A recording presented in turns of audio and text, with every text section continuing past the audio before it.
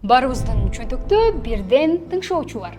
Окей, Google, салам Siri дегенде гана телефондорубуз бизди тыңшайт деп ойлосоңуз, жаңыласыз. Изилдөөлөр көрсөткөндөй, адамдардын 60% мобилдик гаджеттер сүйлөшүүлөрдү тыңшап, ага жараша жарнама сунуштайт деп шектенишет. Мисалы, жакында эле бир теманы сүйлөшүп, көп өтпөй эле ошол нерсенин жарнамасын көрүп таң калдыңыз беле? Бүгүнкү күндө смартфондор жана үн жардамчылар сүйлөшүүлөрдү угууга жөндөмдүү. Окумуштуу Дэвид Чофнес жетектеген изилдөө Google Play'деги 17 миңден ашык тиркемени текшерген. Алардын жарымы микрофон менен камерага кире алары аныкталган. Ошондой эмне чөнтөктө өзүбүздү тыңшай турган түзмөктө өз эркибиз менен алып жүрөбүзбү? Көптөгөн тиркемелер микрофон же камерага уруксаат сурайт. Чалуу үчүн болсо түшүнүктүү. Бирок чыракка микрофондун эмне кереги бар?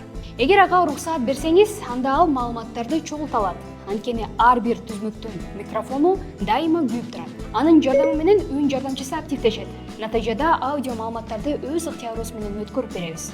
Ошондо программалар чогулткан маалыматына жараша жарнама сунуштайт. Маалымат чогултууну толук токтотуу мүмкүн эмес, бирок санариптик гигиенаны сактоо менен тобокелдикти азайта аласыз. Мисалы, тиркемелердин камера, микрофон, геолокация жана фондук процесстерге уруксааттарын текшерип, жекелештирген жарнамаларды жана үн буйруктарын өчүрүп коюңуз. Сиз дагы телефонуңуздун тыңшап жатканын байкайсызбы?